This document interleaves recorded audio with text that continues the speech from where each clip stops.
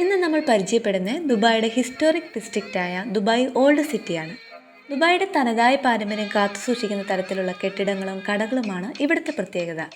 Arabian tea house, Dubai museum, coffee museum, Sheikh Mohammed centre, പിന്നെ Dubai ക്രീക്കിലൂടെ ഒരു boat യാത്ര, അങ്ങനെ എക്സ്പ്ലോർ ചെയ്യാനായി കുറച്ച് കാര്യങ്ങളുണ്ട് കേട്ടോ. പ്രത്യേകിച്ച് എൻട്രി ഫീ ഒന്നുമില്ല.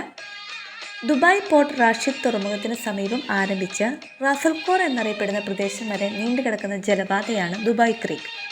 ദുബായ് നഗരത്തിൻ്റെ വാണിജ്യ വ്യവസായ വളർച്ചയിൽ വളരെ പങ്കുവഹിച്ച ഒരു ജലപാതയാണ് ദുബായ് ക്രീക്ക്. ഏകദേശം 14 കിലോമീറ്റർ വരെ കരയിലേക്ക് തള്ളി നിൽക്കുന്ന ഈ ജലപാത ദുബായ് നഗരത്തെ 2 ഭാഗങ്ങളായി വിഭജിക്കുന്നു. 18-ാം നൂറ്റാണ്ടിൻ്റെ തുടക്കത്തിൽ ദുബായ് ഒരു ചെറിയ ഗ്രാമപ്രദേശമായിരുന്നു.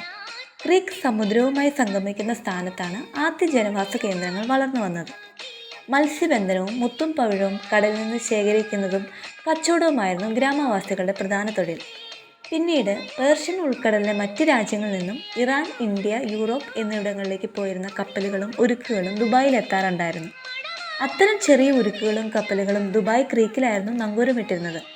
വലിയ കപ്പലുകളിൽ നിന്ന് ചെറുവള്ളങ്ങളിലേക്ക് സാധനങ്ങൾ കയറ്റിയായിരുന്നു ക്രീക്കിൻ്റെ ഓരങ്ങളിലേക്ക് എത്തിച്ചിരുന്നത്.